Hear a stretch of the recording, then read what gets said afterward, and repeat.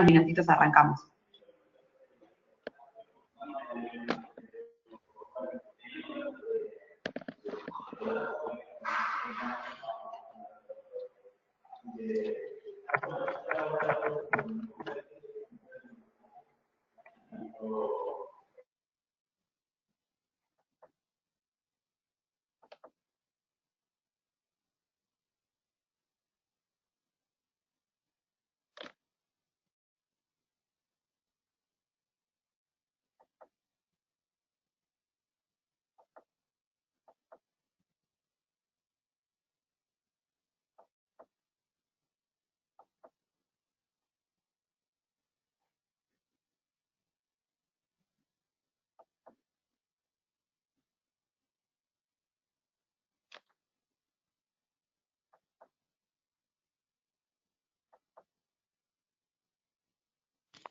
Buenos días a todos. Flor, si querés ya compartir pantalla, ahora que ya estamos grabando.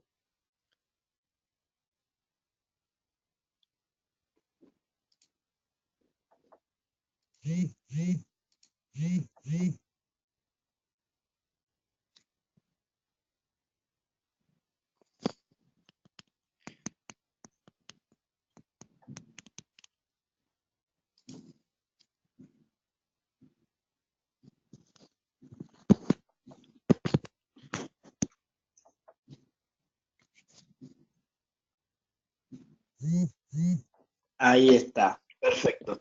Bueno, buenos días a todos, perdón la demora. Tuvimos unos problemas técnicos, calculamos que por alguna actualización del sistema GoToMeeting que utilizamos. Vamos a dar inicio al seminario web. Lo primero que les pido a todos, para no nombrarlos uno por uno, los que tienen abiertos sus micrófonos, que lo puedan silenciar, porque si no va a haber esos ruidos de interferencia o algunos están escribiendo mail y se va a escuchar. Así que le pedimos que revisen en sus computadoras, no tener silenciado el audio, pero sí tener silenciado el micrófono. Mi nombre es Carlos Amán, que soy el coordinador de comunicaciones y relaciones institucionales de la Red Argentina de Municipios frente al Cambio Climático. Hoy estamos desarrollando el 8º seminario web que coordina la Red Argentina junto con la Fundación Avina a través del programa Acton LAC sobre temas de cambio climático. Así que bueno, el tema de hoy que nos convoca es el último informe sobre el calentamiento global de 1.5 grados del panel intergubernamental de expertos en cambio climático, que nos ha dado bueno, un panorama poco alentador sobre el futuro del planeta. En ese marco, ahí se escuchan ruidos, así que solicitamos que sus micrófonos todos. Particularmente, Adriana, perdón que te nombre a vos, pero el micrófono se conecta automáticamente, si lo podés desconectar. Y después de ver esta presentación del informe especial que va a hacer Florencia Mitchell, que es responsable del equipo técnico, vamos a pasar a lo que es la acción climática, cómo podemos hacer ese proceso de transformación que el informe del IPCC nos pide, y ahí va a estar Paz González dándonos cuáles son las acciones que podemos desarrollar de los diversos sectores que componen la sociedad. Así que Florencia, te dejo la palabra, muchas gracias por acompañarnos, y al final de cada presentación pueden ir haciendo las preguntas. En general recomendamos que no la hagan cuando el expositor va hablando, porque muchas veces sucede que la pregunta posteriormente se responde, entonces para ser un poco más efectivo con el uso del tiempo. Muchas gracias. Flor, bienvenida.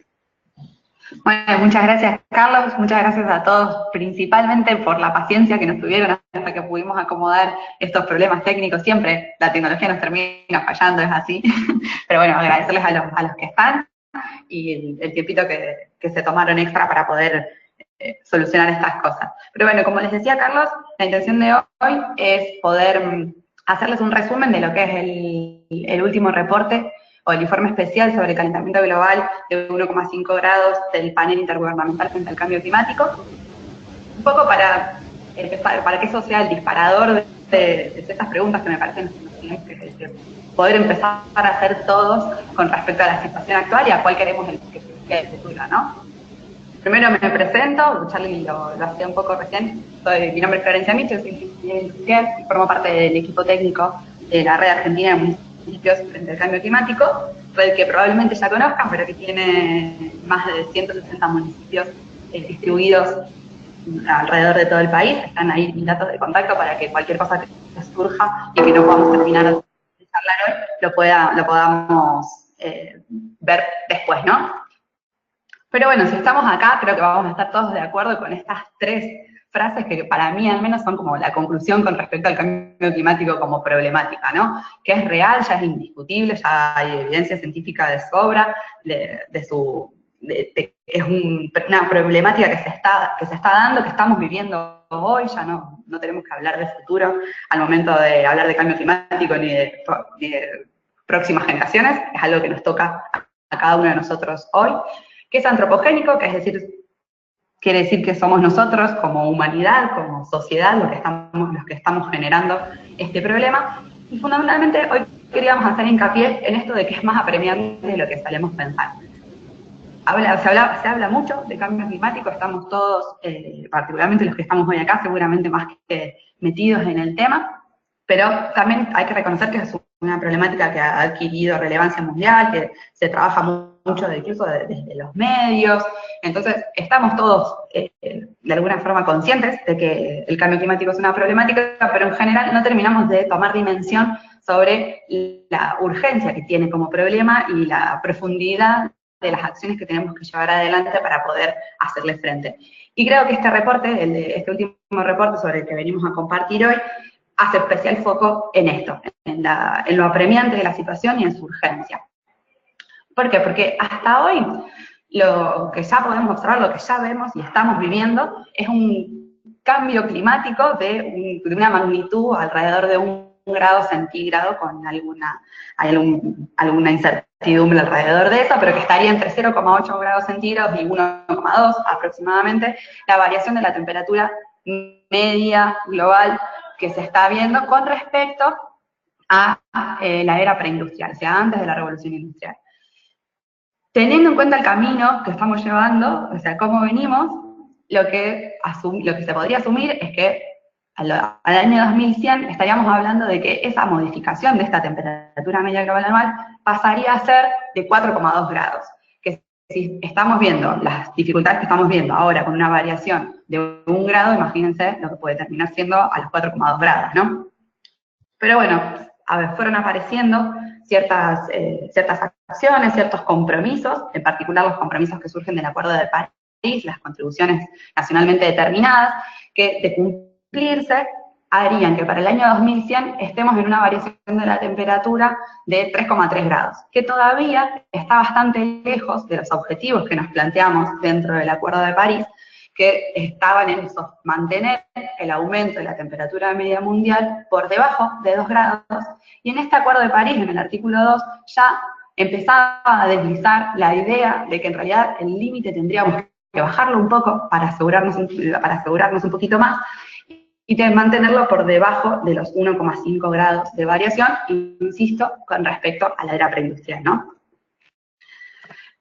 Pero, ¿cuál es la diferencia entre 2 grados centígrados y 1,5 grados? La verdad que estamos hablando de valores tan cercanos entre sí, medio grado podría parecer que no haría mucha diferencia, pero ya en el 5º reporte del IPCC, que fue el que sirvió de base de técnica y científica para el Acuerdo de París, ya se empezaba a hablar fuertemente de que en realidad un límite mucho más seguro para nuestros sistemas humanos era el del 1,5 grados centígrados de variación. El Acuerdo de París lo toma, como les mostraba recién en el artículo 2, y ya mete el 1,5 y llama al IPCC a hacer un reporte en el que se profundice la investigación sobre este nuevo umbral posible del 1,5 grados de variación de la temperatura media global con respecto a la era preindustrial, y así es como surge este reporte, el calentamiento de 1,5 grados. Un reporte que llevó 2 años, que del que formaron parte 91 autores líderes, o sea que estuvieron detrás de la ejecución total de ese reporte, que vienen de 40 países, lo que hace que estén distribuidos en el mundo y que de alguna forma se valide desde la mirada desde los distintos países a este reporte. Y aparte de estos 91 autores líderes, participaron 100 autores contribuyentes que escribieron partes específicas y en base a sus propias experiencias y su propio conocimiento en el que se especializan, pero aparte hubo 1000 revisores. Esto lo introduzco porque me parece importante para darle validez a este estudio, que no es un grupo sentado en un escritorio en Ginebra el que lo redactó, sino que están distribuidos a lo largo y a lo ancho del mundo, y ha sido validado y revalidado por un montón de científicos que se dedican a esta temática, que estudian ciencias de la atmósfera y de la Tierra y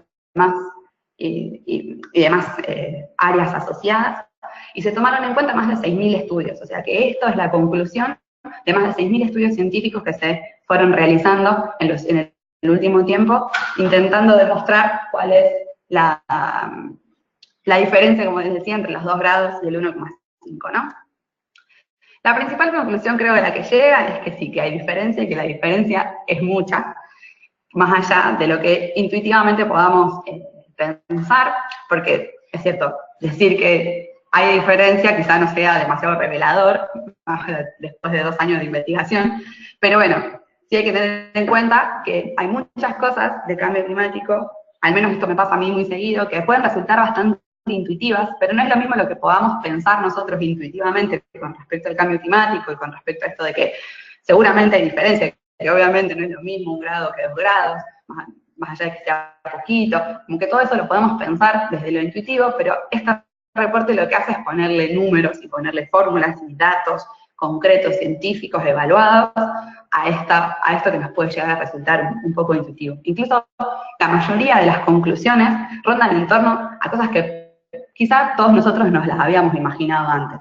Lo interesante, insisto, es que le pone número a estas cosas y fundamentalmente le pone opciones a estas realidades, ¿no? Porque indefectiblemente, más allá de que la variación de la temperatura global sea de 1,5 grados, de 2 grados, las consecuencias, podríamos decir a grandes rasgos, van a venir por los mismos lugares. La temperatura global va a aumentar, eso significa que hay mayor cantidad de energía dando vueltas, eso empuja, digamos, a que aumente la temperatura del océano, los océanos también se acidifiquen, que los fenómenos climáticos extremos se presenten con mayor frecuencia y con mayor intensidad, que los hielos se retraigan, tanto sea los casquetes polares como los hielos de alta montaña, los glaciares, que tienen particular incidencia en todo lo que sea irrigación y acceso al agua, y por eso una de las grandes consecuencias son las relacionadas con el estrés hídrico, tanto sea por exceso, o sea, porque sobra agua en algunos lugares o porque faltará en otros. Y todo esto a lo que lleva es a una destrucción de los ecosistemas y de la biodiversidad, haciendo que los desastres sean cada vez más frecuentes y se expandan enfermedades y disminuya la productividad de esos mismos ecosistemas, que son la base de la sociedad en la que vivimos, ¿no? Y en realidad eso impacta directamente sobre nuestros sistemas humanos, más allá de la responsabilidad que tenemos como especie que forma parte del planeta de cuidarlo, creo que también tenemos que, si lo vemos desde un lugar más centrado en los propios humanos, tenemos que tener en cuenta que los impactos sobre nuestros propios sistemas, los que sostienen nuestra vida tal como la conocemos hoy, tanto sea los sistemas de salud como los económicos, la forma en la que producimos y consumimos, van a estar puestas en riesgo. Pero la magnitud de estas consecuencias de las que hablábamos recién, o sea, la intensidad con la que se nos presente, va a depender de muchos factores, y esto es en lo que se mete el informe. Va a depender de la magnitud del calentamiento, o sea, en dónde nos ubiquemos para el año 2100, si en estos 1,5 grados de variación, en 2, en algún lugar en el medio, o ojalá no sea así, en algún lugar todavía más arriba, en relación a esta variación, de la velocidad a la que lleguemos a esa nueva temperatura, o sea, de cuán rápido sea el calentamiento, y además va a depender también de si existe o no un pico máximo de sobrepaso de los umbrales que se definan. Es decir, si para el 2100 la variación de la temperatura global se estabilizó, por ejemplo, en 2 grados, si para llegar a eso en los años anteriores hubo un pico, o sea, se superó ese umbral de los 2 grados, las consecuencias no van a ser de la misma intensidad que si nunca lo superamos y solo nos fuimos armonizando y llegando paulatinamente a ese nuevo umbral. Y ese sobrepaso también va a tener distintas consecuencias en base a, bueno, decíamos recién, a cuánto nos pasemos del umbral, pero también en base a por cuánto tiempo nos pasemos de ese umbral. En base a todas estas magnitudes, como les decía antes, las consecuencias pueden ser muy distintas, haciendo incluso que algunos impactos sean impactos de larga duración y hasta irreversibles. O sea, cosas que en base a que se produzca o no se produzca ese sobrepaso, no puedan volverse atrás, ¿no? Y así surgen estas distintas trayectorias que se presentan en el informe, una que tiene que ver con que las cosas sigan como hasta ahora, que no tengamos ningún límite en la forma en la que venimos generando emisiones de gases de efecto invernadero, y eso haría más aproximadamente que la temperatura vaya creciendo en 0,2 grados, o sea, la variación, perdón, de la temperatura global vaya creciendo en 0,2 grados cada 10 años. O sea, por década vamos a tener una variación de 0,2 grados más con respecto a la era preindustrial. Y después se establecen otras trayectorias en donde el sobrepaso o el overshooting, como también se lo suele llamar, lo van a escuchar muchas veces de esa manera, se genera en mayor o menor escala, y una trayectoria en la que logramos llegar al umbral del 1,5 grados sin haberlo sobrepasado.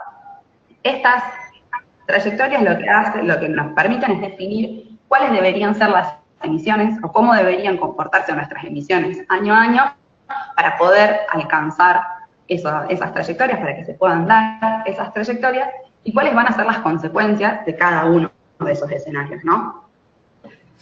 Y así aparecen estas lindas gráficas que después les vamos a pasar por correo el informe para el que quiera profundizar, y lo podemos también seguir discutiendo, pero son distintas trayectorias de emisiones que nos van a generar distintos niveles de sobrepaso y de acoplamiento a este nuevo umbral. O sea, en base a cómo sean nuestras emisiones, vamos a llegar o no a este umbral del 1,5 grados, o sea, vamos a llegar a ese lugar o lo vamos a sobrepasar, e incluso en base a lo que hagamos, a la forma y la cantidad de emisiones que generemos anualmente, puede ser que terminemos sobrepasando hasta los 2 grados y aún más, o estar sobrepasándolos en algún momento, como les decía antes, y volviendo a estabilizarnos en alguno de esos límites que nos hemos puesto como comunidad internacional preocupada por el cambio climático.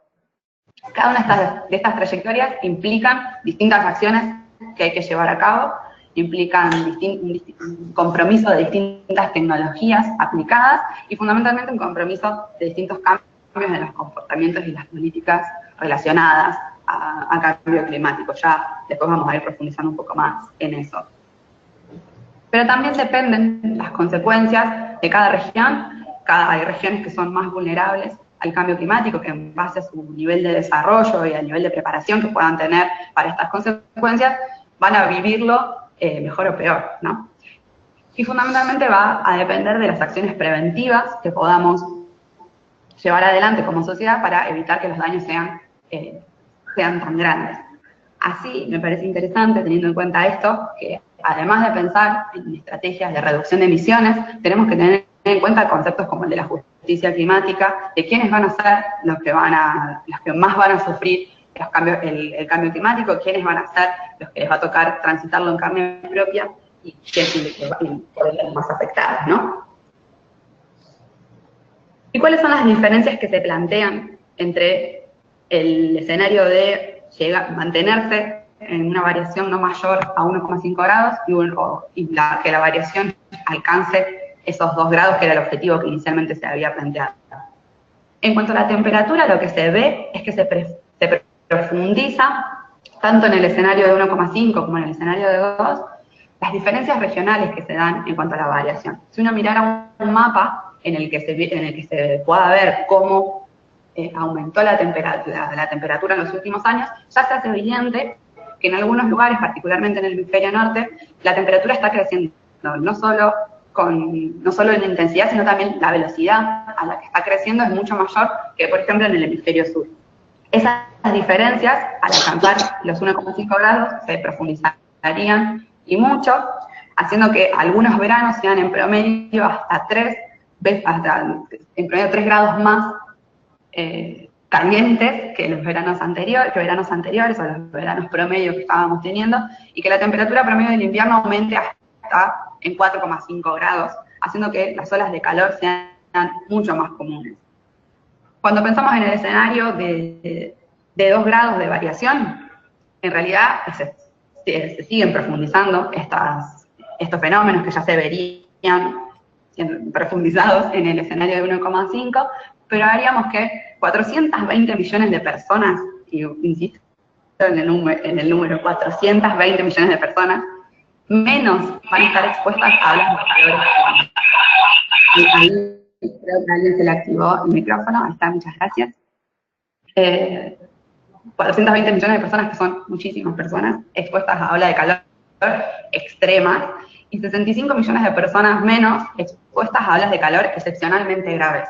65 millones de personas, bueno, ustedes sacarán la cuenta cuántos son, pero son muchas más que la población total de Argentina. Esto sí es a nivel mundial, pero sí se ve que las olas de calor van a ser mucho más frecuentes en nuestra región, en Sudamérica, aunque es un fenómeno que, como les decía antes, está potenciado, si se quiere, en el hemisferio norte.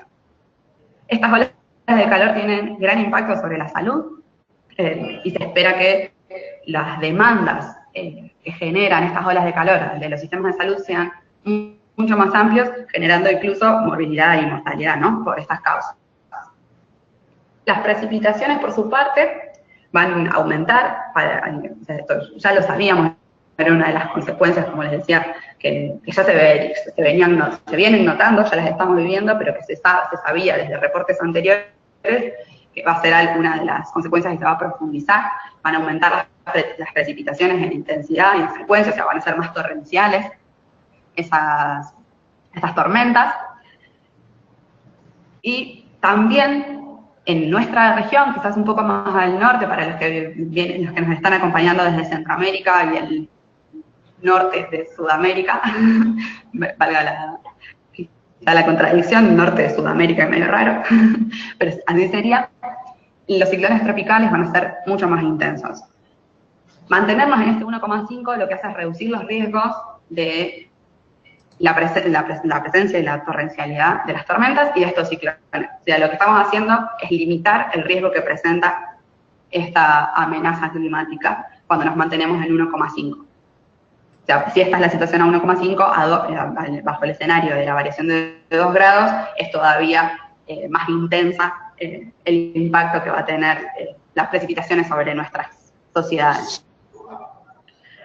Eso con respecto a exceso de agua, y con respecto a la falta de ella, mantenerse por debajo de los 1,5 grados de variación de la temperatura con respecto a la era preindustrial reduce sustancialmente las probabilidades de sequía, particularmente en las regiones que ya de por sí son secas, tanto en frecuencia como en magnitud, y en la frecuencia y la magnitud y el tiempo que duran esas sequías, haciendo que se reduzca la mitad de la población expuesta a escasez de agua para consumo de agua. O sea, este medio grado de temperatura va a hacer que de la cantidad total de personas que tendrían escasez de agua bajo el escenario de 2 grados centígrados de variación, la mitad se salven de esa situación por haberlo logrado mantener por debajo de 1,5.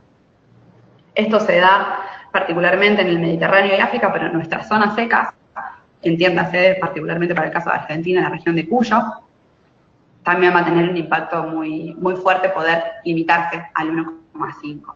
Obviamente, en el caso particular del acceso al agua, depende mucho de los factores socioeconómicos y del grado de desarrollo de nuestras propias infraestructuras, e incluso eso tiene mucha más incidencia sobre el impacto sobre las personas que quizás el clima, pero bueno, va a haber que prepararse y va a preparar esas infraestructuras precisamente para que den respuesta a esta nueva situación, ¿no? Y en cuanto a las correntías e inundaciones, un poco lo que se desprende de de lo que les comentaba antes con respecto a las precipitaciones, es que las inundaciones van a ser más frecuentes, las escorrentías lo mismo, y mantenernos por debajo del 1,5 hace que se reduzca la expansión del área expuesta sustancialmente, expuesta a este tipo de problemas, ¿no? O sea, el área total inundable disminuye mucho en relación a los dos escenarios.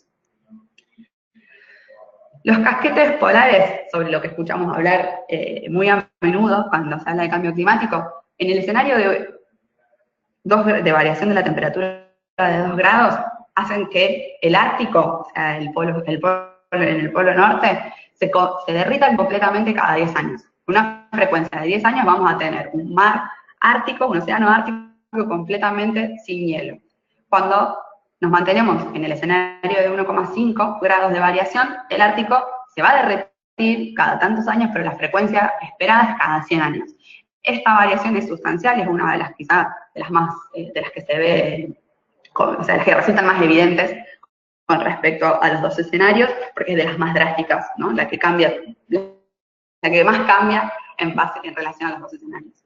En cuanto al nivel del mar, el nivel del mar, si nos mantenemos en 1,5 grados, va a aumentar 10 centímetros menos que lo haría si alcanzamos el umbral de los 2 grados de variación. Y estos 10 centímetros, que puede parecer muy poco, implica que casi 10,5 millones de personas menos sean afectadas por inundaciones por intrusión marítima. O sea que, más allá de que 10 centímetros nos pueda parecer muy poco, son 10 millones de personas menos, volviendo a los casos de Argentina, que son los que quizá mejor conozco, es casi todo el área metropolitana de Buenos Aires, ¿no? A la que estaríamos sacando de riesgo. En cuanto a la acidificación del mar, es otra de las consecuencias que se da por la absorción la absorción de carbono que hacen los propios océanos, o sea, todo eso que nosotros le estamos emanando, que estamos generando como emisiones, parte va a la atmósfera y otra parte es absorbida por el mar. Eso hace que cambien las características químicas del mar, haciendo que se acidifique.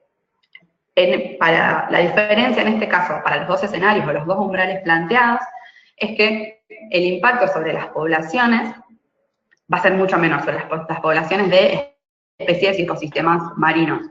Es sustancial la variación en el impacto si comparamos las consecuencias del umbral del 1,5 grados o los 2 grados, haciendo particularmente que si llegamos a alcanzar el umbral de los 2 grados de variación, estaríamos perdiendo por completo los corales marinos, que son base para el sostén de un montón de economías locales, para el sostén de la industria pesquera, e incluso para sostener a muchos otros ecosistemas que se desarrollan en los océanos.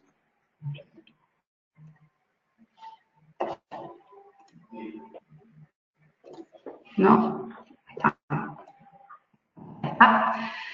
En cuanto a la biodiversidad, se espera que si logramos sostener la variación de la temperatura por debajo del 1,5 en lugar de los 2 grados, la cantidad de especies afectadas por la pérdida de su hábitat va a ser la mitad.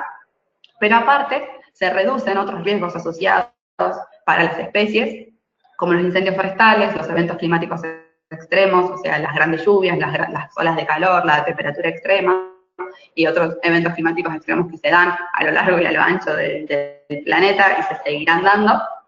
Y también se frena poder limitar la variación de la temperatura a 1,5 grados, frena la expansión de especies invasoras, de pestes y enfermedades que antes estaban quizás localizadas en algún sector, ahora van a poder, podrían, en el caso en el que se dé el 1,5 grados, acceder a nuevas regiones. Esto genera transformación de los ecosistemas. En cuanto a los ecosistemas terrestres, la diferencia, una vez más, entre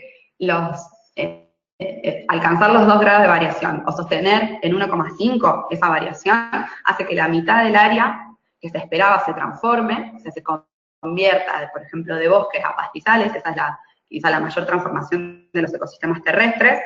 La mitad de esas áreas no se pierda, digamos, mantenga sus características actuales. Lo mismo pasaría con algunas áreas forestales, y también se ve mucha diferencia entre los dos escenarios en cuanto a los procesos de desertificación. Limitar la variación de la temperatura a 1,5 grados haría que los impactos en desertificación sean muchísimo menores que si siguiésemos avanzando y nos estancáramos en 2 grados, y ni hablar si superáramos ese umbral. Y en cuanto a los sistemas oceánicos, hablábamos recién de la acidificación. Eso hace fundamentalmente que se reduzca la productividad del ecosistema como tal, del ecosistema como tal. Va a haber una gran reubicación de las especies, particularmente de aquellas especies que nosotros los humanos usamos para mantener nuestra economía pesquera, y poder mantenerse dentro del 1,5 atempera ese proceso de reubicación de las especies que tendría un fuerte impacto, como les decía, en la industria pesquera. Por otro lado, también se van a reducir los daños a ciertos ecosistemas únicos, como les comentaba antes, los corales, en el caso de que pasemos el umbral del 1,5 y lleguemos a los 2 grados de variación, desaparecerían casi completamente, y podríamos conservarlos si nos mantenemos en el umbral del 1,5, y lo mismo pasaría con los manglares. Más allá de que en el mejor escenario, podríamos llamarlo de este escenario de la variación de 1,5, las afectaciones serían profundas de estos dos tipos de ecosistemas, llevar el límite a los 2 grados haría su casi desaparición total. Y lo importante de esto, poniéndonos un poco egoístas como humanidad, ¿no?, más allá del ecosistema en sí, es que se atenta contra los servicios ecosistémicos que estos espacios nos brindan, ¿no?, y que son base y sustento de todos nuestros sistemas y de todos nuestros procesos y de la vida tal como la conocemos y de la humanidad tal como la conocemos. Entonces, los impactos en la economía van a ser fuertísimos y están de cierta forma estipulados dentro del informe que estamos analizando, pero se espera que la diferencia entre 1,5 grados y 2 haga que los impactos sean muchísimo menores, particularmente en las economías regionales, y ni hablar dentro de las economías de subsistencia, donde los límites son mucho más acotados, y que cualquier variación en el clima y en todas estas otras, cualquiera de las otras consecuencias que ya veníamos hablando y viendo, se den, al momento de que se den, generen un impacto todavía mucho mayor, ¿no? Pero, insisto, la diferencia entre 1,5 y 2 grados sería sustancial con respecto a esto, y el crecimiento económico proyectado, que se puede proyectar y modelar en el marco del 1,5 grados, es mucho mayor que el crecimiento económico que se espera, particularmente para las economías en vías de desarrollo, en el caso de los 2 grados. O sea que cuando uno modeliza y pone números tras estas cosas,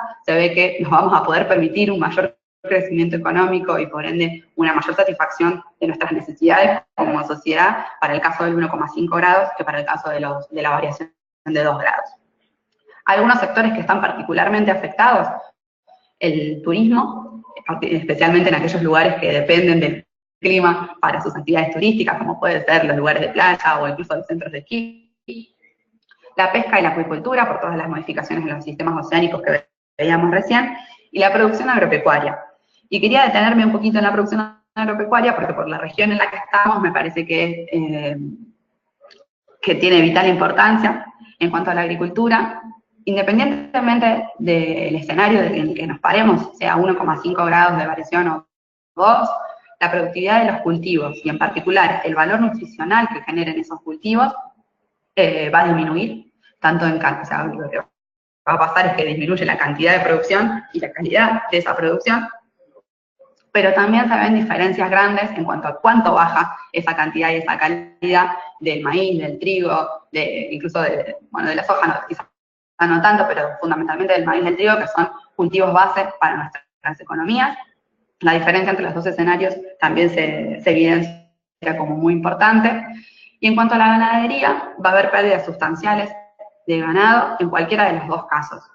La variación entre los dos escenarios hace que perdamos un 7% menos de ganado en el caso de que nos podamos mantener por debajo del 1,5 grados.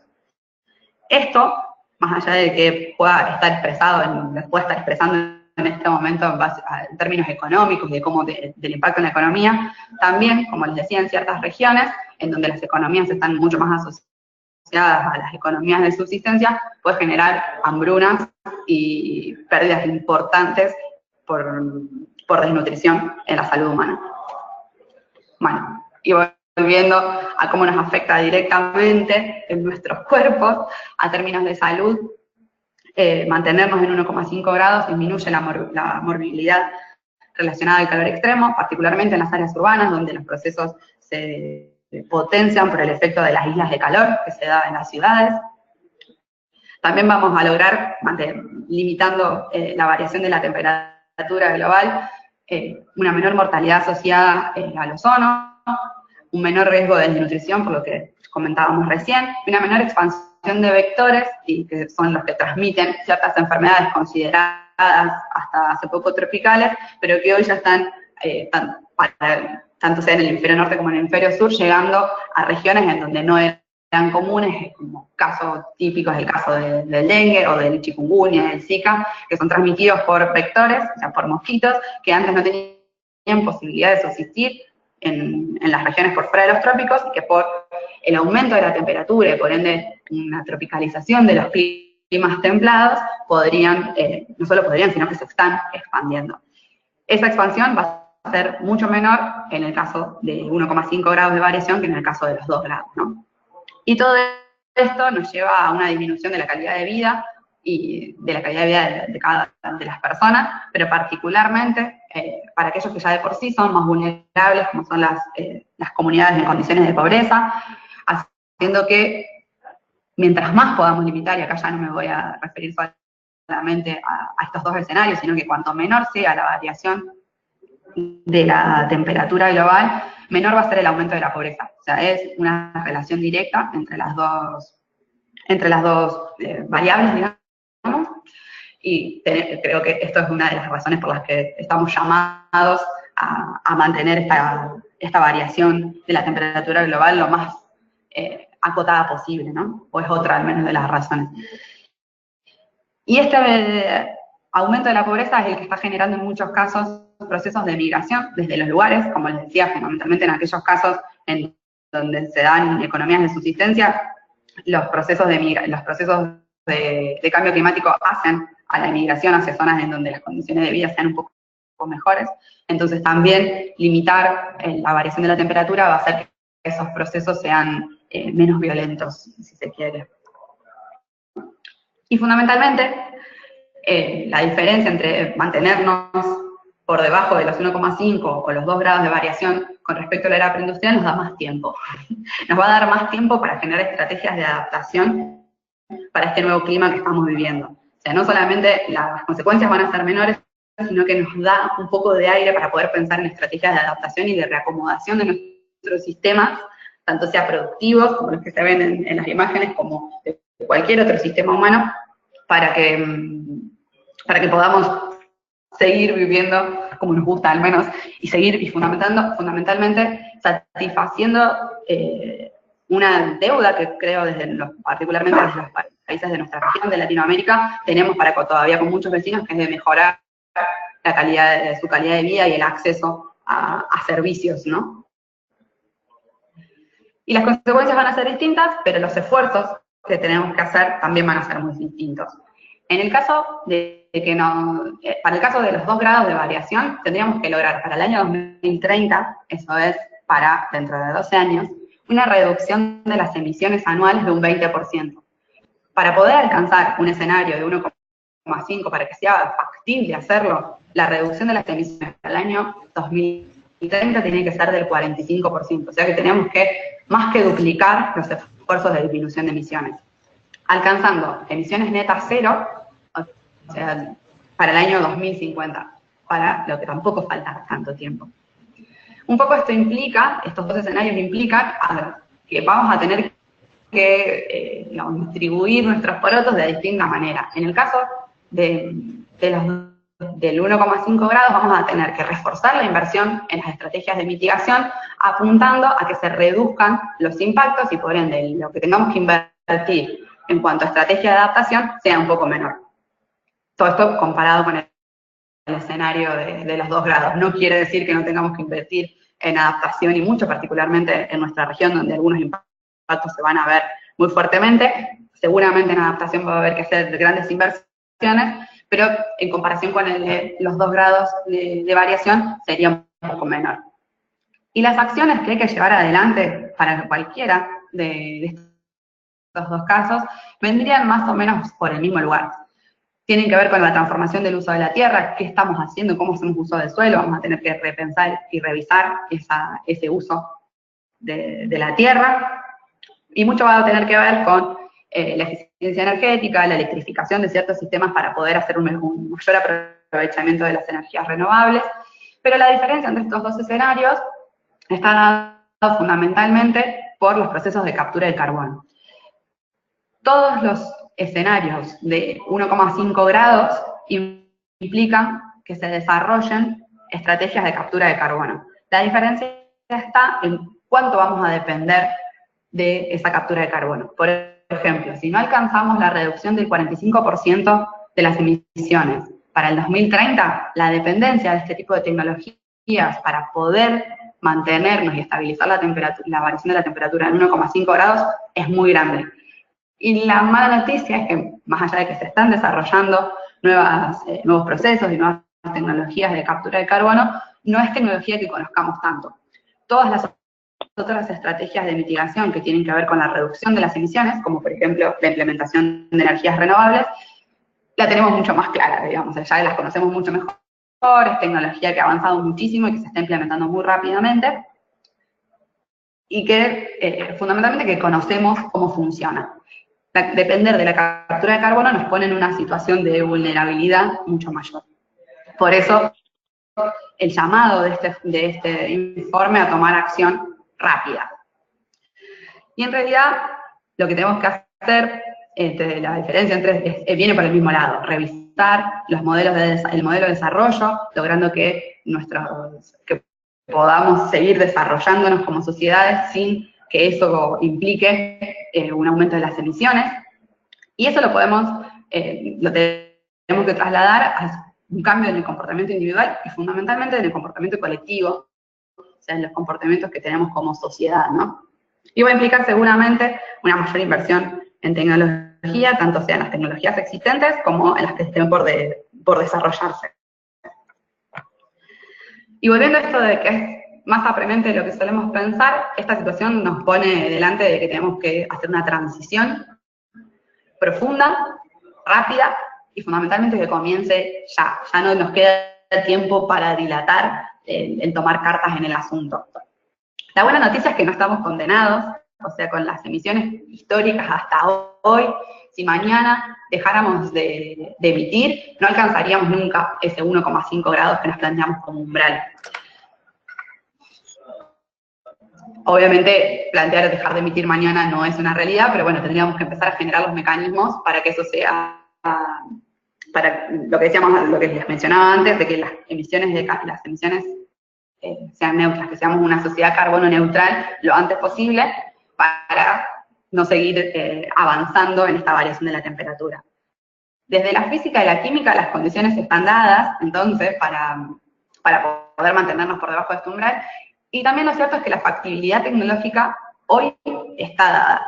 O sea, con la tecnología con la que contamos hoy, podemos lograr alcanzar esta meta o esta nueva meta que surge sí, tan concretamente en este informe, que es el de la variación de la temperatura de 1,5 grados centígrados. Obviamente lo que está por verse, lo que vamos a tener que demostrar que sí está dado, es la factibilidad política, económica, social y cultural de poder implementar todas las medidas que son necesarias para poder alcanzar ese resultado.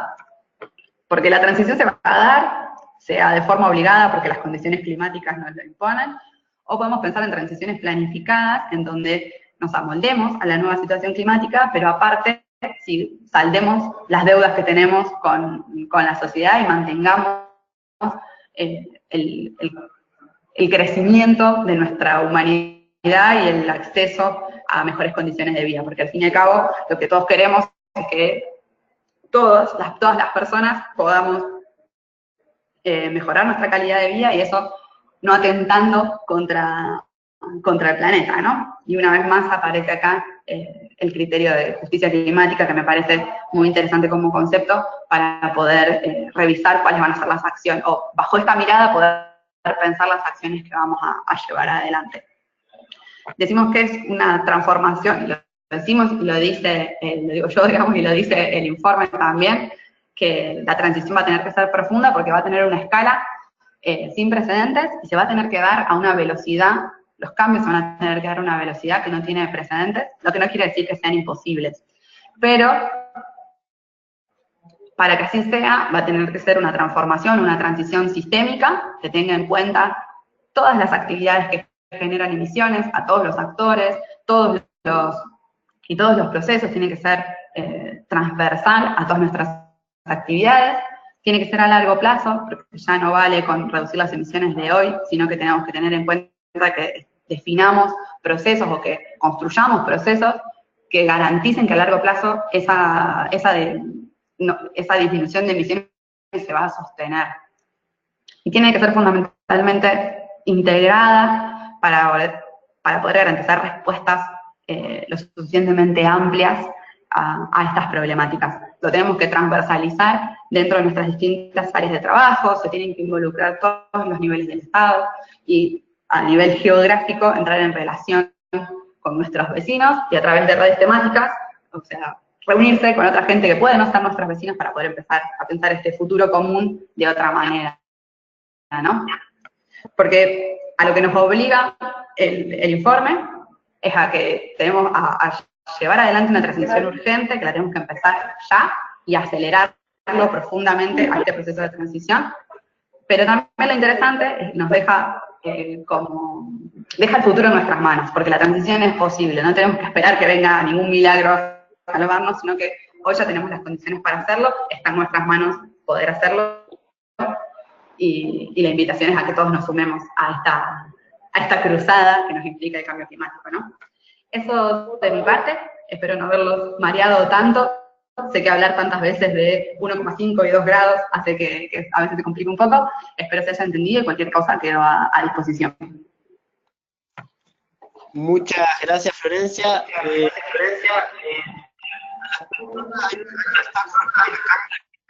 Por favor.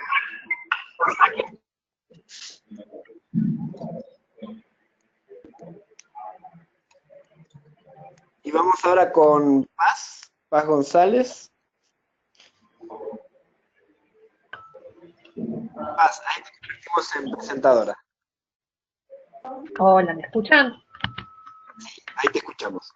Bueno, ¿qué tal? Mucho gusto. Voy a ver si puedo habilitar mi cámara para saludar. La cierro para no comprometer la conexión de internet. Bueno, no sé si está funcionando. A ver, déjenme un segundito. Ahí está. ¿Qué tal? Mucho gusto. Buen día. Voy a compartir mi pantalla también. Que estoy viendo cómo hacerlo. Puse compartir pantalla. Me dice abrir tienda, ¿puede ser? Puede ser que tengas que hacer un aceptar más como un descargable.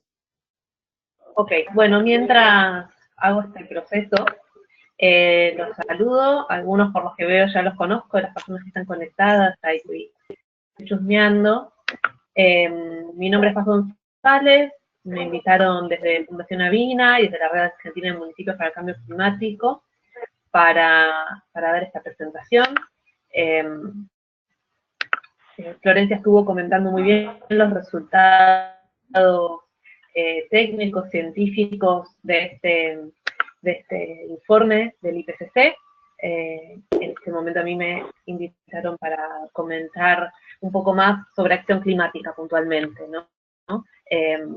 Como dijo Florencia, este informe habla muy claramente sobre algo que ya sabíamos, pero ahora está poniendo números, que es la necesidad y la urgencia que implica el cambio climático, ¿no? A ver, no sé si mi pantalla ahora, ¿están viendo mi presentación? Ahora vemos tu pantalla, tenés que dejar de compartir el video y poner la presentación. Sí, ahí está. Ahí, Muchas gracias. perfecto. ¿Ahí la ven? Disculpen. Ahí sí, la estamos viendo. Bueno, bárbaro. Yo voy a estar hablando un poco sobre acción climática en términos generales y también algunas conclusiones que hace el informe del IPCC sobre esto, ¿no? Sobre la necesidad de aumentar y potenciar la acción climática y qué implica esto, ¿no? ¿A qué se refiere? ¿No? Está un poco tildado, ¿no? Bueno, no la puedo poner en presentación, lamentablemente, no sé por qué, pero no los quiero demorar para poder cumplir con los tiempos, más que nada. Bueno, en términos generales, primero, ¿qué es una acción climática? ¿No? O sea, escuchamos hablar mucho sobre esto, es una palabra que hoy en día se escucha bastante, no solo entre quienes trabajamos en cambio climático, sino que también lo escuchamos cada vez más en encuentros, en congresos, bueno, creo que también que el IPCC ya se está refiriendo a esto puntualmente, nos da una señal bastante clara sobre la urgencia que implica, ¿no? Yo a veces cuando participo en reuniones o encuentros, siempre me quedo con la sensación de que hay un sentir de que implementar acción climática es algo que puede ser complejo, o que una acción climática tiene que ser algo complejo. Y en realidad, una acción climática, como acá incluí, se refiere a cualquier política, medida o programa con miras a reducir las emisiones de gases de efecto invernadero o de construir resiliencia, reducir la vulnerabilidad y fomentar la adaptación al cambio climático. Es un concepto bastante diverso, no está cerrado, no está sesgado por la escala, por la complejidad, ni por el actor que la puede implementar. Entonces, en este sentido, yo quiero resaltar algo que es para mí muy importante, que es que tenemos siempre que recordar que la acción climática puede ser desde los compromisos que puede adquirir una ciudad, un gobierno municipal, un gobierno estatal, que puede ser compromisos locales, globales, internacionales, que también pueden ser acciones de empresas, pueden ser empresas que incluyan impuestos al carbono, pueden ser empresas que pongan sus propios objetivos a largo plazo, también pueden ser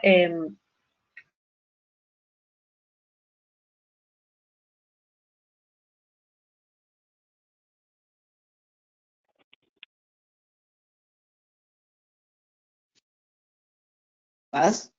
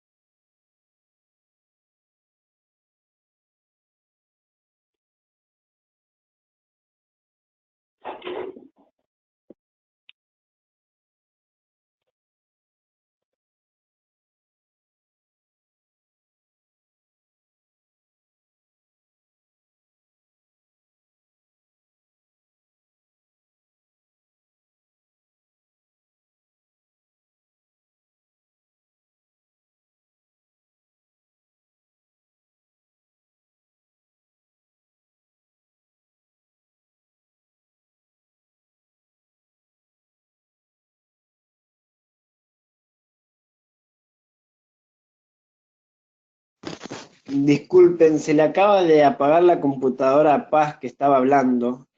Flor, yo no sé si vos estás ahí como para responder algunas preguntas de las personas en base a tu primera intervención. Sí, acá estoy. Bien, aprovechemos mientras, Flor, lamentable lo de Paz, que se le apagó la computadora, así que perdón. Hoy fue el día de la crisis tecnológica y climática.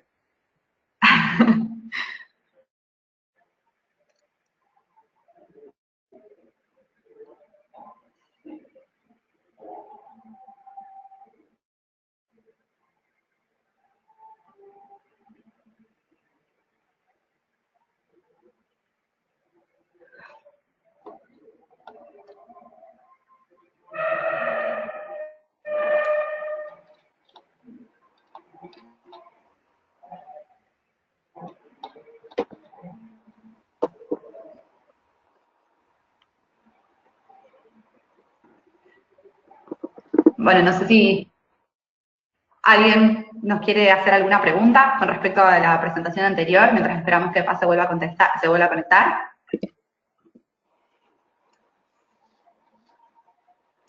Había visto en la parte del chat que alguien preguntaba si la información que compartíamos era respecto de Argentina o respecto o era general. En realidad el informe, las principales conclusiones, o sea, todo lo que estuvimos compartiendo es general. Sí hay algunas cosas las cosas que especifiqué para ciertas regiones, sí son para esas regiones, pero la profundización de todos los fenómenos climáticos extremos es en realidad algo que se da que se va a dar a escala global, y las consecuencias sobre las que estuvimos charlando son a escala global, con sus particularidades, como bien decía, para cada una de las regiones. En cuanto a los esfuerzos, todos los esfuerzos de mitigación que vamos a necesitar llevar adelante, esto de reducir las emisiones en un 45% para el año 2030, de alcanzar la carbono neutralidad para el año 2050, eso sí es a escala global. Esos son números que tenemos, objetivos que propone el informe a nivel mundial y que tendríamos que aunar a través de la acción climática, sobre las que nos estaba comentando Paz, nuestras líneas de acción y nuestros trabajos para poder alcanzarlos. Cada país, cada sector aportará de distinta manera a esa reducción total, pero sí es algo que vamos a tener que lograr en conjunto, digamos. Ese 45% es de las emisiones globales que se van a dar o que se espera que se den para el año 2030.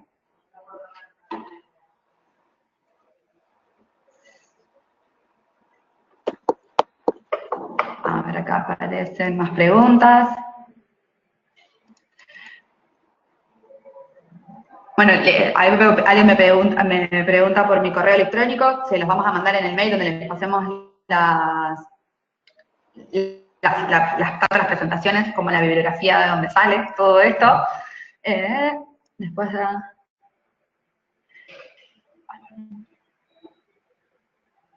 bueno, preguntan desde dónde deben centrarse las acciones, si desde lo local, en lo político, o dónde debería ser.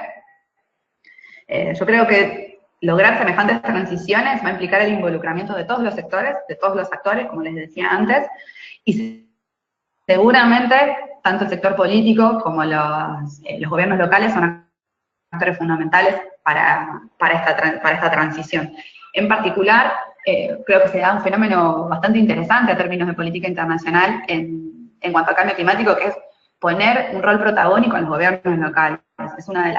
Se ha dado todo un movimiento desde los propios gobiernos locales, impulsado por los propios gobiernos locales, para poder generar acciones concretas desde su lugar de trabajo. Yo creo que esto ha sido un cambio de paradigma en cuanto a cómo se maneja la política internacional para estas problemáticas que sin duda atraviesan todo tipo de fronteras, que es bastante interesante de observar. Vemos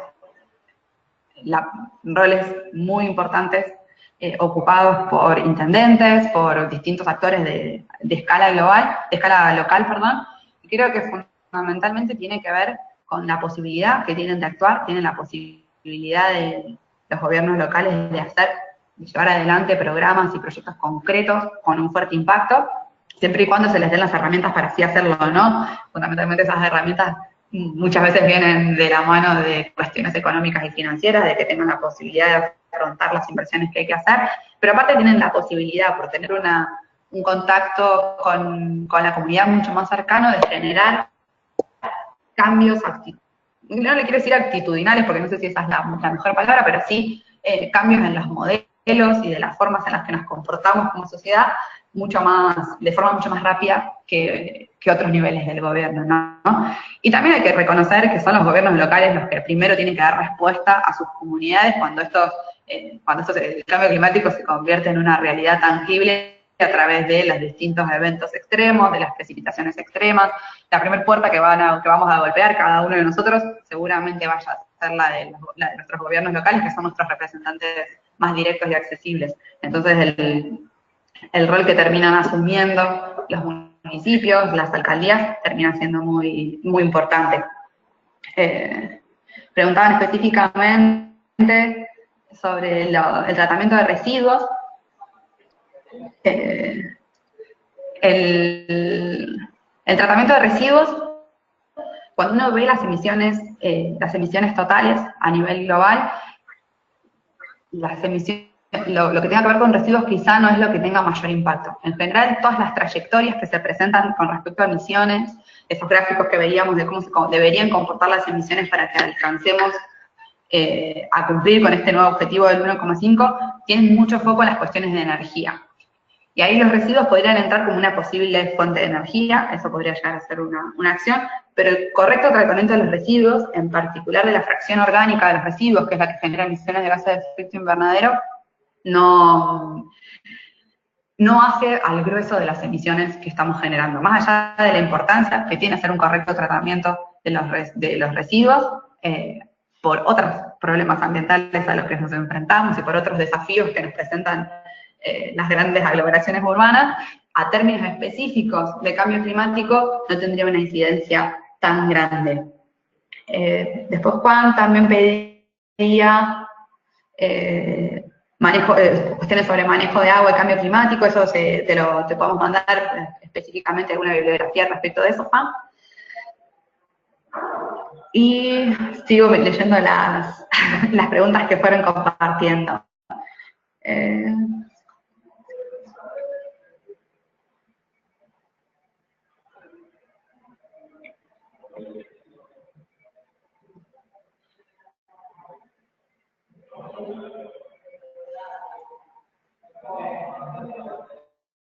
Acá Marcos preguntaba sobre el tema de la alimentación basada en vegetales.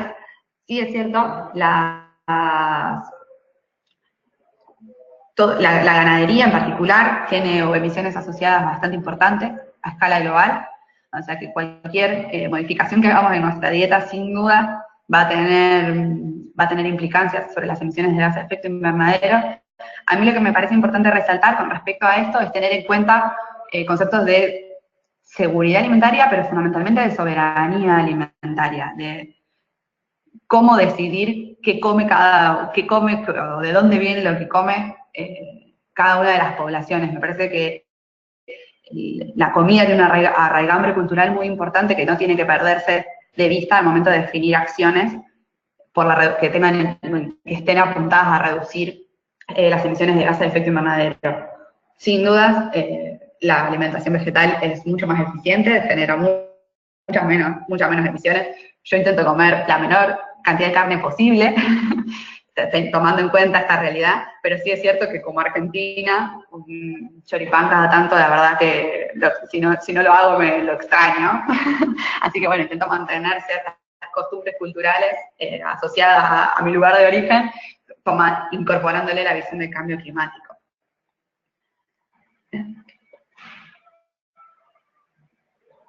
Hemos recuperado a Paz. Disculpa por el imprevisto, la computadora pensó que era buen momento para reiniciarse sin mi autorización, pero bueno, pasado eso, acá he regresado. Gracias a todos por la espera, gracias Flor y Carlos, y bueno, mientras se reiniciaba, la verdad que lo que pensaba es que bueno, por lo menos la tecnología, aunque a veces nos juega en contra, que todo se haya solucionado y la voluntad de seguir trabajando está presente, así que los imprevistos tecnológicos no deberían limitarnos. Bueno, estábamos en esto. ¿no? En qué es la acción climática. Ya podemos hablar un poquito sobre eso. Y empecé a mencionar cuál es el nivel de complejidad, y creo que me había quedado en que mencionaba que muchas veces se entiende que la acción climática debe ser algo o demasiado grande, o demasiado complejo, o con demasiados actores, o que debe ser desde arriba hacia abajo. Creo que es un concepto que debemos, que por suerte ya está empezando a cambiar, es una ideología que se está revirtiendo. Y una frase que quería compartir es que la complejidad debe estar limitada por el alcance que cada actor tenga y no al revés. No debe ser algo que nos limite. La complejidad puede estar, o quienes toman la acción climática pueden ser los gobiernos nacionales, los gobiernos subnacionales y locales, las compañías o los inversionistas, las ONGs, sector académico, grupos indígenas, escuelas o iglesias, e incluso los individuos mismos pueden tomar su propia acción climática, y eso es absolutamente válido y necesario. Lo puse en forma piramidal, muchas veces se habla de esto de arriba hacia abajo, de abajo hacia arriba, pero mientras lo armaba también dije, bueno, ¿y cómo quedaría dado vuelta esto, no? Y a la vez, la pirámide lo que me mostraba, mientras lo iba armando, iba pensando la presentación para darles hoy, es el alcance que tiene, ¿no? Porque uno siempre piensa que el gobierno nacional obviamente tiene la posibilidad de generar políticas públicas de una gran incidencia, pero a la vez, si hablamos en términos de cantidad, los individuos tenemos la capacidad de generar acciones que se multipliquen, que sean masivas, todo esto siempre y cuando todos nos podamos comprometer, ¿no? Entonces quería resaltar eso, ¿no? Que no es solo que tenemos que esperar que haya una política pública, una ley o lo que fuere, sino que también podemos empezar desde todos los niveles. Y siguiendo con esto de la escala, como les mencionaba, bueno, uno tiende a pensar en escala quizás o ascendente o descendiente, y a nivel territorial, pero también a nivel institucional, ¿no? La escala puede ser nuestro propio hogar o nuestra escuela, la escuela de nuestros hijos, la escuela del barrio, la escuela rural, un edificio público, la casa matriz de una empresa, si estamos hablando del sector privado, puede ser todo el barrio o las distintas sedes de una empresa, ¿no? O todos los edificios públicos de un municipio. Y así puede ir creciendo, pero a la vez, aunque uno piensa a veces en términos de o pirámide, o de abajo hacia arriba, o de arriba hacia abajo, la realidad es que esto es más bien una especie de engranajes. Una escala no puede funcionar si la otra no se compromete. Por más que una nación desarrolle una ley, una política, si el municipio no la implementa, no la fortalece y no tiene las capacidades para implementarla, no va a tener ningún sentido, va a quedar en un papel. Por eso este gráfico de los engranajes me parecía fundamental, porque ya es momento, o sea, de entender que se necesita la articulación de todos. Cuando hablamos de individuos, es fundamental reconocer el rol y el poder que tienen los mismos, que tenemos los individuos en la toma de decisiones. Somos el motor económico, nuestras decisiones son las que las empresas están observando para ver qué priorizar y qué no. Me ha sucedido de tener reuniones con gerentes de empresas, de desarrollo institucional o de distintas áreas que mencionan, bueno, que ellos observan lo que el consumidor quiere. Entonces, si el consumidor no le está prestando atención a cuál es la huella de carbono del producto o cuáles son las formas en que ese producto es desarrollado, entonces ellos no es algo en lo cual inviertan. Entonces, ahí tenemos que ser súper conscientes. Bueno, lo mismo con los votos, ¿no? ¿Dónde votamos? ¿Dónde estamos poniendo nuestro poder, que es inmenso? Y cuando hablaba de esto del alcance, bueno, es algo que ya sabido, ¿no? Todos los que están acá me imagino que ya trabajan en cambio climático, o que si no están trabajando seguramente están muy interesados en la cuestión ambiental, de sustentabilidad, y sabemos que la multiplicación de la acción es la clave. De hecho, es algo que el informe del IPCC también menciona, ¿no? Que es el tema que nos convoca hoy. Entonces pensaba en la escuela. Yo tengo un nene que está por entrar a la escuela primaria el año que viene, entonces es un tema que me sensibiliza mucho. Y pensaba que uno puede también decir, bueno, llevo una acción a una escuela, o si sos docente, promoverla. Y ayer, a la madrugada, pero me puse a ver, digo, ¿cuántas escuelas hay en Argentina como caso? ¿No? Entonces encontré, que ahí les dejé el link, no es algo oficial, pero bueno, es el dato que encontré anoche, estos mapas donde muestran cuál es la cantidad de escuelas, por dar un ejemplo, ¿no? En nuestro país, en Argentina en este caso. Y la verdad es que cuando uno lo ve así, cuando salimos de nuestro lugarcito que ocupamos, o salimos solo de nuestra escuela, solo de nuestro hogar, solo de nuestro municipio, vemos realmente cómo esto tiene el poder de multiplicarse. Entonces creo que ese es un espíritu que debemos siempre recordar. Siguiendo con las definiciones de la acción climática, bueno, podemos hablar de los tipos, ¿no? Los distintos tipos. Florencia ya estuvo mencionando un poco de esto, y también es muy conocida la definición de mitigación y de adaptación como dos ejes, casi que diría que rectores en cambio climático. Mitigación, cuando hablamos de la intervención humana para reducir las emisiones de gases de efecto invernadero o mejorar los sumideros, ¿no? Especialmente los sumideros forestales. O adaptación son aquellas actividades que hacemos para adaptarnos a los cambios ya existentes o futuros, ¿no? Florencia nos estuvo comentando muchísimo sobre qué va a pasar según las decisiones que tomemos hoy en día y a qué nos tenemos que adaptar. Y también hay acciones transversales, acciones climáticas transversales, que funcionan tanto para la mitigación como la adaptación. Y en eso un ejemplo muy claro son las forestaciones, ¿no? Por ejemplo, las forestaciones en las costas, con manglares, que sirven tanto para reducir las emisiones, porque toda plantación forestal absorbe dióxido de carbono, como también son muy importantes para la conservación de las costas en escenarios donde el aumento del nivel del mar es algo que ya se está observando y que se espera que continúe.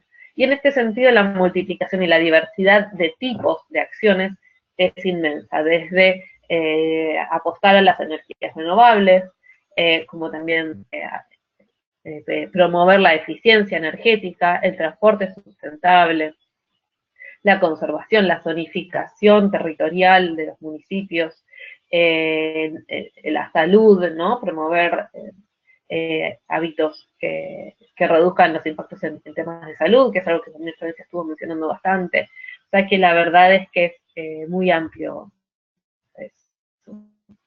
Y las acciones, bueno, vengo hablando, ¿no? De que se pueden tomar a distintos niveles.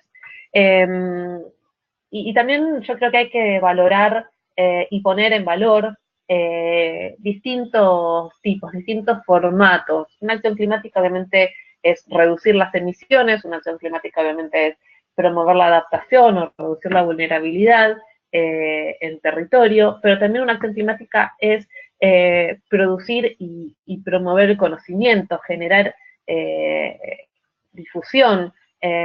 Ustedes ven este informe del IPCC, por ejemplo, es un informe que es muy técnico, es muy largo, está en inglés. Florencia hizo un excelente trabajo en simplificarlo, pasarlo al castellano, ponerlo en palabras que todos puedan entender, y eso es algo súper valioso, porque si no, el conocimiento solo queda entre aquellos aquellos técnicos, científicos que lo pueden interpretar, y es un momento en que podamos ponerlo en palabras que todos lo entiendan. La planificación de políticas de mediano y largo plazo es una acción climática. El fortalecimiento de las capacidades institucionales y personales también es una acción climática, ¿no? Y acá quiero valorar mucho lo que son las acciones de preparación, que le llamamos, ¿no? Que son aquellas que, aunque no implementan una acción en territorio, generan las condiciones ¿no? Para hacerlo. Establecer normas, generar capacidades, generar campañas, incidir en políticas públicas. Todo eso debe ser considerado y lo debemos tomar como una acción climática. Este webinar también debe ser considerado como una acción climática, porque lo que estamos promoviendo es que se multiplique justamente. También, como les decía, el informe del IPCC, que es el tema que nos agrupa, da unas palabras sobre esto. Y quiero transmitírselas. Por un lado, o sea, el por qué, que bueno, Flor ya lo estuvo diciendo, por qué tenemos que hacerlo, es que sabemos, en las acciones climáticas, es que sabemos que actualmente los compromisos que están adquiridos por nuestros países no son suficientes para lograr que la temperatura no aumente más de 1.5 grados. Entonces eso hace que sea inminente y necesario que esto se active. Algunas cosas que me parecen llamativas y interesantes para traerles por el público que observa este webinar, es por un lado lo que menciona el IPCC respecto a la gobernanza, ¿no? Y habla bastante sobre la gobernanza multinivel, sobre la necesidad de que las instituciones se fortalezcan e interactúen entre sí, que compartan responsabilidades, que interactúen tanto a nivel horizontal como vertical. Y en este sentido, también resalta este informe como innovador la expansión de redes de ciudades, de municipios que comparten experiencias sobre cómo enfrentar el cambio climático. Y esto me parece que a mí lo que más me interesa, lo que más me gusta de esta época que estamos pasando, de esta época que estamos viviendo, este momento climático que estamos viviendo, es que cada vez escuchamos sobre esto de compartir, de la necesidad de compartir y de ya ponerlo como algo que algo fundamental y prioritario, ¿no? Yo siempre digo, es muy común en el sentir humano tender al trabajo compartimentado, estancado, a no querer compartir la información, y la verdad es que todo nos está llevando, nos está indicando de que esa forma de trabajar, de interactuar, ya no puede continuar. Y ya mismo el IPCC lo está mencionando, ¿no? Es algo que la expansión del trabajo en red es algo que el mismo IPCC resalta. Bueno, también resalta el gran desafío que tienen los gobiernos locales en tratar de unificar las preocupaciones locales con los objetivos globales, ¿no? Y yo sumé, y nacionales también. Eso es una realidad. Muchas veces la urgencia, las necesidades cotidianas hacen que se complique generar objetivos a largo plazo o tratar de alinearnos con los objetivos que está planteando nuestro país o la Convención, en este caso de Naciones Unidas, sobre Cambio Climático. Otro tema que resalta este informe del IPCC es la generación de capacidades. Y acá menciona, por un lado, la necesidad de aumentar las capacidades institucionales, aprovechando los procesos de toma de decisión existentes en los gobiernos locales y regionales dentro de las ciudades y comunidades, ¿no? Creo que siempre que es importante esto de no tratar de volver a inventar la rueda. No sé si en todos lados se usa esa frase, pero digamos, no tratar de empezar siempre de cero, ¿no? Aprovechar los espacios ya generados, los espacios existentes y tratar de fortalecerlos. Y si vemos que hay espacios que son similares, que en vez de duplicar los esfuerzos, tratar de generar sinergias entre esos espacios que ya existen. También habla sobre la generación de capacidades para monitorear, reportar y revisar los compromisos climáticos que cada organización lleve adelante, ¿no? Y en este sentido, me parece que hay toda una discusión, que bueno, no voy a andar porque yo no la sigo en directo, pero que es el tema de la transparencia, de cómo los compromisos que se asumen, tanto a nivel nacional como a nivel de proyectos, ¿no? Incluso de las organizaciones internacionales de financiamiento, cómo todos esos esfuerzos y ese financiamiento realmente se va a demostrar que cumplen con los objetivos, ¿no? Por eso monitorear, reportar y revisar es algo que es fundamental. Disculpen que vaya rápido, pero quiero tratar de cumplir con los tiempos. Y algo que a mí también me llamó mucho la atención de este informe es que hace un apartado particular a la necesidad de facilitar y a la importancia de facilitar y de promover un cambio en el comportamiento y estilo de vida. Y pone la frase particularmente de que si queremos llegar a esto, ¿no? Los caminos consistentes con el objetivo de 1.5 grados asumen cambios comportamentales sustanciales. Y siempre para mí este mensaje es fundamental, ¿no? Entender que esto es algo colectivo. Ya el panel de científicos está mencionando que necesitamos cambiar nuestro comportamiento y nuestro estilo de vida. Ya no es una cuestión de ambientalistas que lo dicen, sino que es el principal grupo de científicos a nivel internacional. Y en este sentido da ejemplos también de comportamientos que se pueden adoptar y que es necesario adoptar para poder llegar a este objetivo de no aumentar más de 1.5 grados la temperatura, ¿no? Tanto en mitigación como en adaptación. Esto, bueno, este gráfico, esta tabla, está en el informe, así que luego la pueden ver en detalle, pero habla desde comportamientos que reduzcan las emisiones, particular la eficiencia energética, la compra de productos y materiales bajos en emisiones, ¿no? Lo que mencionaba antes sobre la importancia de priorizar la compra de productos que sigan con líneas climáticas y de sustentabilidad. También en temas de adaptación, y acá por ejemplo menciona cómo actuar ante olas de calor. O sea, la verdad es que el informe del IPCC, yo creo que algo que hay que resaltar es que en este sentido aborda todos los niveles necesarios para que este logro de no aumentar 1.5 la temperatura sea cumplible, ¿no? Se pueda cumplir, desde mantenerse hidratados hasta las políticas internacionales. En todos los niveles es necesario y es abordado.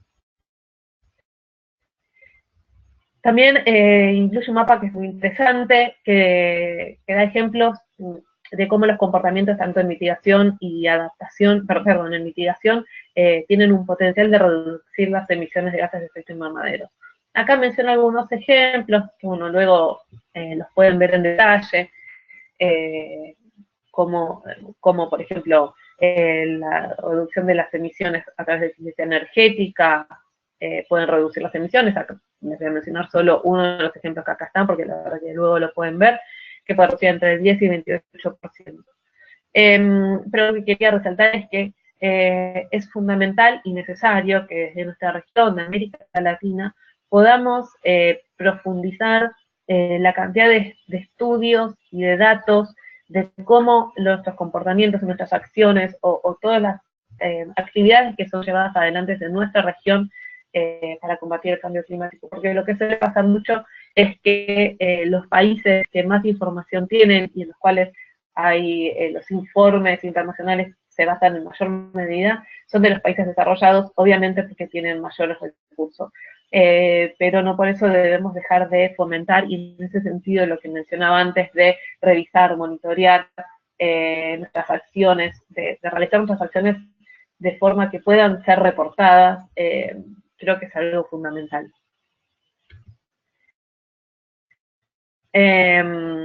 Otros factores relacionados con la acción climática que menciona el IPCC está la capacidad para participar en acción climática.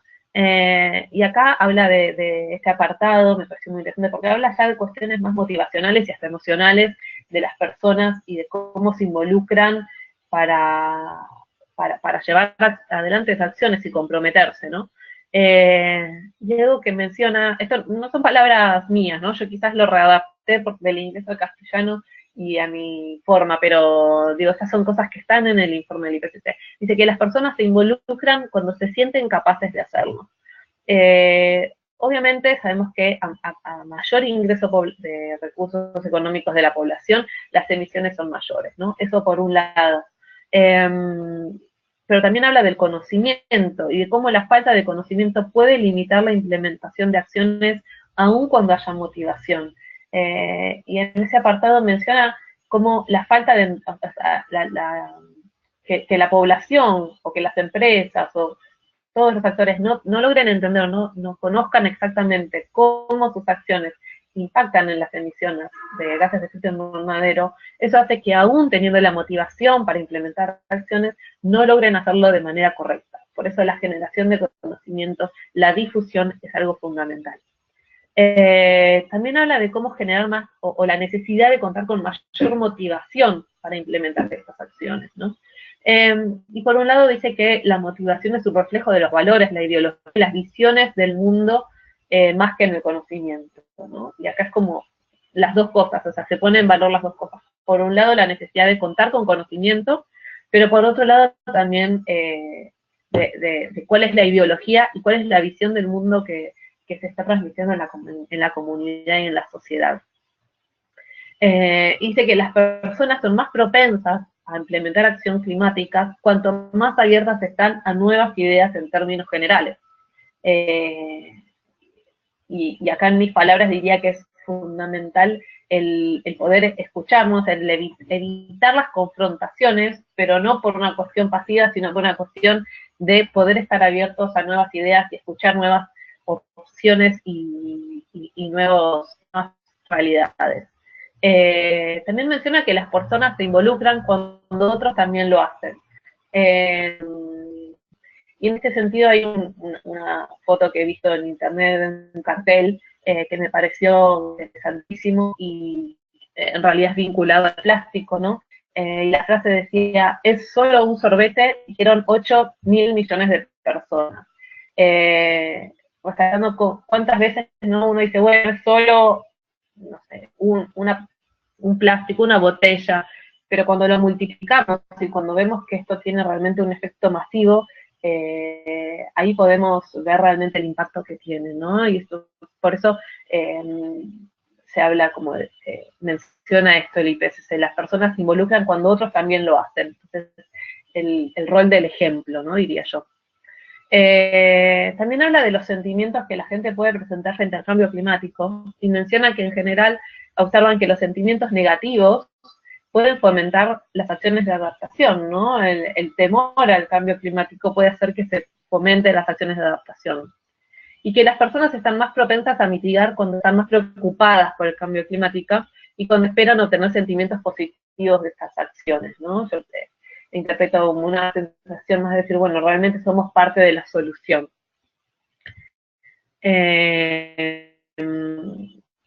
Menciona también el IPCC algunas estrategias y políticas para promover la acción climática, bueno, parte de lo que estábamos hablando, no tanto de arriba hacia abajo, como de abajo hacia arriba, esta cuestión multinivel y multiactor, tanto con campañas informativas, medidas regulatorias, incentivos o desincentivos financieros, cambios tecnológicos o de infraestructura. Y yo quería darles, para ir cerrando, algunos ejemplos de algunas acciones que se están llevando adelante desde Avina y en colaboración con otras instituciones.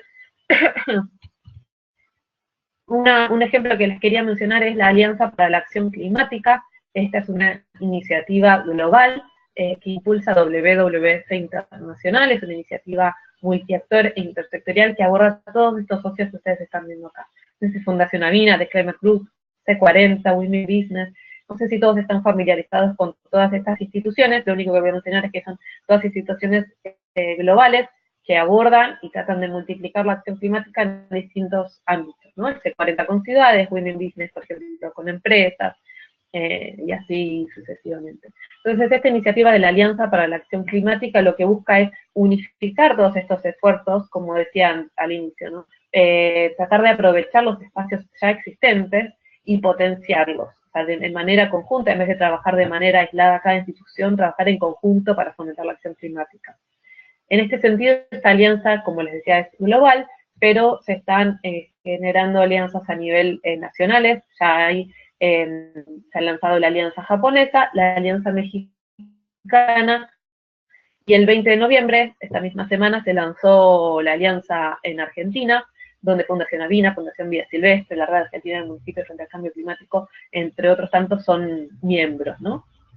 Esta alianza busca unir los esfuerzos de múltiples actores, por ejemplo, universidades, gobiernos provinciales, municipales, empresas, sociedad civil, entre otros, que muestran un real compromiso para la acción climática y que buscan apoyar la implementación de las políticas nacionales y también generar condiciones que generen sinergia y que permitan aumentar la ambición de nuestros países. Ahí tienen luego un link para poder ver más información si lo desean, bajarse documentos, contactos, etc. Bueno, esta alianza lo que promueve son distintos espacios, ¿no? Por un lado es generar una voz común, es crear un espacio de diálogo y de construcción de acuerdos entre estos actores que les mencionaba antes.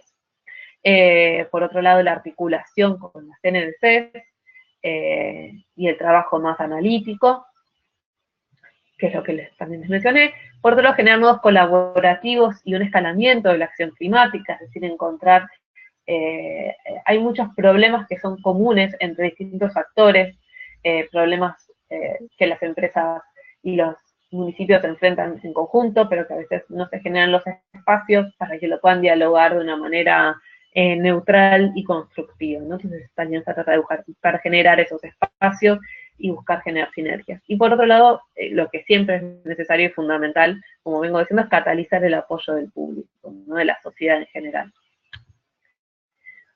Otra iniciativa que les quería comentar, y de que se pueden también buscar más información luego, es de Action Lab, de la Fundación Avina. Ahí está la web, actionlab.net.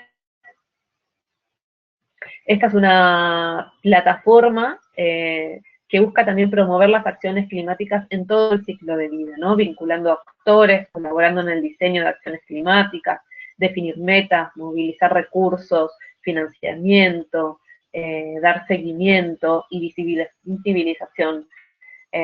Algo que me parece importantísimo es que hoy en día existen muchas acciones que todos ustedes están implementando, pero a veces lo que falta es que sean visibles para otros actores, tanto a nivel de sus propios países como a nivel internacional, ¿no? Esto que comentaba también antes sobre la falta de información, quizás a veces sobre datos recientes de nuestra región, también visibilizar las acciones que América Latina está llevando adelante es algo fundamental.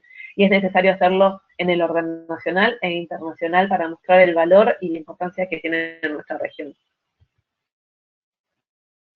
En este sentido, Action Lab, bueno, como les comentaba, trabaja en todo el ciclo de vida de lo que se necesita para implementar una acción climática, ¿no? Desde movilizar compromisos, diseñar un plan de acción, movilizar el financiamiento, buscar apoyo, monitorear y medir y posicionamiento, ¿no? Esto es algo que a veces a los que trabajan en territorio quizás les cuesta más o no sean, no sé, parece más lejano poder, por ejemplo, mostrar las acciones en ámbitos internacionales, como la COP, como cumbres internacionales, pero no es menor y es fundamental poder mostrarlo. Dentro de Action Lab, este año, por segundo año consecutivo, se lleva adelante un proceso de capacitación en acción climática. Les voy a pasar muy rápidamente esto, y con esto ya, si no me equivoco, termino mi presentación. Es una capacitación de 2 meses que tiene objetivos generales y específicos, como todo, que lo que buscaba es comprender el alcance de una acción climática, conocer ejemplos, identificar qué recursos y herramientas hay, tratar de ampliar el conocimiento sobre cómo elaborar planes y vincular la acción climática con las políticas nacionales. Esto que mencionábamos antes, que mismo el IPCC se reconoce sobre la necesidad y la dificultad que hay a veces en poder unir las necesidades locales y las prioridades locales con las cuestiones más nacionales o globales, ¿no? Y establecer redes de contacto. En este curso participaron activamente más de 300 personas, con 27 expositores de toda la región. La cantidad de socios que se sumaron a esta iniciativa, nuevamente, ¿no? Hablando sobre generar sinergias. Bueno, acá pueden ver los logos, la verdad que fue muy, muy grande. Yo estuve participando en el equipo de coordinación de este curso, así que la verdad es que para mí es una experiencia hermosa. Lo que quiero resaltar es que este curso no solo buscó generar conocimientos, sino también promover la implementación. ¿Y esto cómo se hizo o cómo se hace? En el marco del curso lo que generamos fue una metodología muy sencilla que está al alcance de todos en ese sentido de tratar de simplificar, ¿no? De que no se sienta que la implementación de una acción climática tiene que ser algo complejo o que se necesita un nivel de conocimiento altísimo, conocimiento técnico altísimo, sino que esté al alcance de todos. Entonces se desarrolló una metodología de 5 pasos muy sencilla, para que todos puedan definir una acción climática y un plan de cómo llevar adelante esa acción climática. También reconocimos en este curso En el marco de este curso, que algo fundamental es el financiamiento, entonces se otorga un fondo semilla para que estas metas puedan ser implementadas. Y por último, otro incentivo en el marco de este curso fue un intercambio a Costa Rica, ¿no? Entendiendo que esto, el efecto multiplicador de los vínculos humanos es importantísimo, generar redes, generar una empatía, es algo que nos parece que es fundamental. Conocer en concreto cuáles son las acciones climáticas que se están llevando a nuestro territorio es algo que creemos que genera incentivos y estímulos altísimos. Bueno, como les decía, esto ya es lo último, cierro con dos frases y una imagen. Una de las frases es de Yolanda Cacabatze. Yolanda Cacabatze fue presidenta de WWF Internacional y esta frase ya la mencionó en el marco del lanzamiento de la Alianza para la Acción Climática que les mencionaba. Y ella dice, si no actuamos cada uno de nosotros con acciones individuales, particulares, que se multipliquen en el hogar, en la escuela, en el barrio, en la sociedad y en la nación, nada va a cambiar. Tenemos que cambiar desde adentro, desde las raíces hacia afuera. Nosotros somos agentes de cambio. Creo que eso es algo que es lo que más está, uno de los cambios de paradigma que hay hoy en día, ¿no? Esto de entender que el cambio no lo tenemos que esperar desde afuera, sino que tenemos que promoverlo nosotros mismos. Y otra frase es, que a mí me gusta, dice, cuando el camino que sigues siempre te lleva a vos mismo, no llegarás a ninguna parte, ¿no? Creo que eso resalta la necesidad de trabajar en sinergias, en trabajar pensando en también cómo ayudar a que el otro crezca. Esta es una frase del maestro Ugway, yo no sé si lo conocen, si no lo dejo para que lo googleen a ver quién es, pero a mí es alguien que me gusta mucho. Y la imagen lo que resalta es esto, ¿no? Sabemos que el cerebro tiene dos hemisferios, uno más analítico y otro más, no sé cuál sería la palabra correcta, pero más creativo quizás. Creo que durante muchos años, muchas décadas, se estuvo priorizando el cerebro el lado más analítico, y es también momento de generar el puente con la creatividad, con las emociones, con la compasión y el entendimiento y la empatía. Que quizás puede sonar algo naif, pero realmente si no nos vinculamos con esos sentimientos, va a ser muy difícil que podamos generar cambios a largo plazo. Bueno, ahí les dejo mi mail, les agradezco este espacio, a los participantes y a la red por invitarme. Espero haberles dicho algo que les haya resultado interesante. Si hay alguna consulta, los escucho. Paz, muchas gracias por acompañarnos, realmente más que interesante. Nos hemos excedido del tiempo, yo no quiero tomarle más tiempo a los expositores porque, bueno, está la posibilidad de contactarlos posterior a este espacio, pero sí tomo 2 minutos para algunas palabras que tienen que ver con, bueno, cuáles son los procesos que hoy necesitamos para esta verdadera transformación, ¿no? Y pensando, por ejemplo, en estos espacios en lo cual nosotros nos encontramos con especialistas que transmiten información, bueno, son una de las acciones que nos permiten conocer a aquellas personas que nos pueden colaborar en el desarrollo de acciones, y vinculado a lo que decía Paz en su intervención, digamos, cuando nosotros estamos involucrados en la sociedad, formamos parte de varias instituciones. Por ejemplo, en Argentina cada persona forma parte al menos de 6 instituciones, digo, esto es el trabajo, la universidad, la escuela de los chicos, la cooperativa escolar, un grupo de fútbol, el club social del barrio. Bueno, entonces, en todas estas instituciones, que en promedio los argentinos están en 6, nosotros podemos tener algún grado de intervención que nos permita poder transmitir estos conocimientos y esta información, que más que nada tiene que ver con bueno, ser conscientes del problema que estamos enfrentando, que ya está instalado, como comentaba Florencia, pero que tenemos que tener la responsabilidad de poder comprenderlo y desarrollar acciones en concreto, ¿no?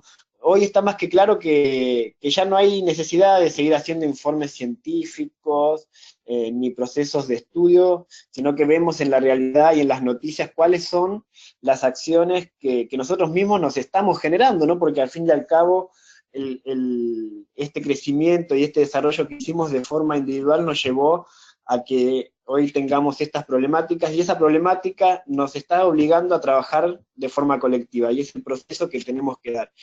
Florencia habló, por ejemplo, en la última parte de su intervención de una planificación para trabajar estos temas, poder adaptarnos y mitigar los efectos del cambio climático, que es como el panel de control, que son los objetivos de desarrollo sostenible.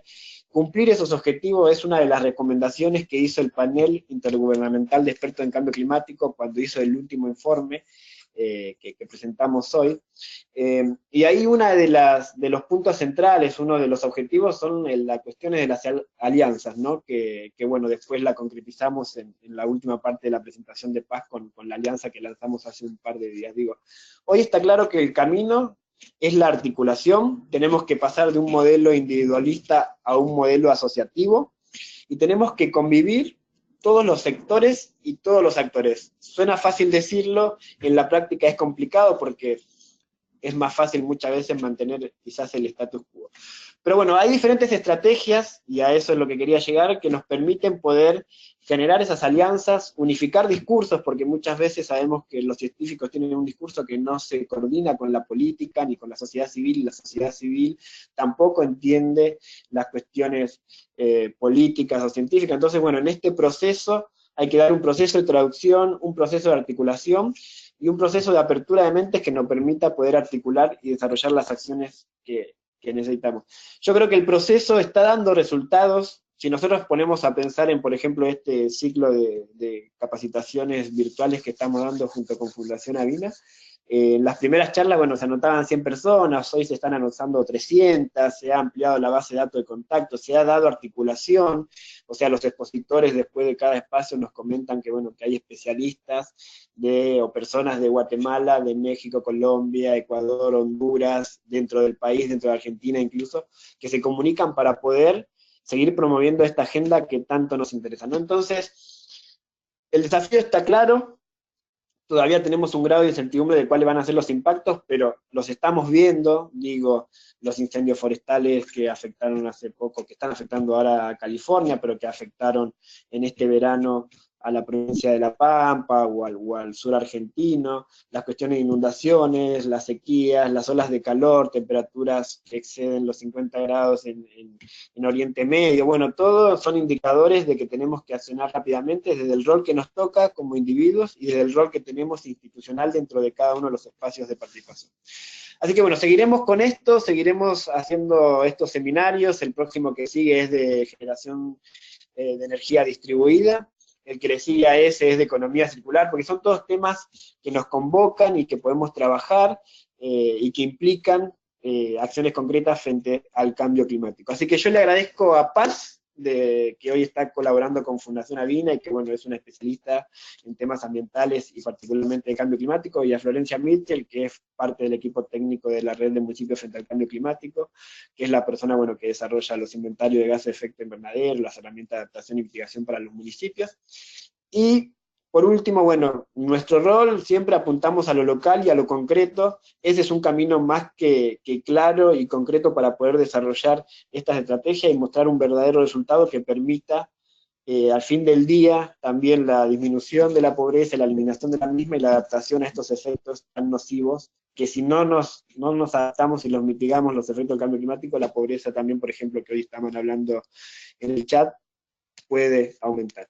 Así que bueno, muchas gracias a todos. Mandaremos la grabación, mandaremos las presentaciones y los contactos de los expositores para que siga este proceso de alianzas, de compartir información y de conocernos. Muchas gracias a todos.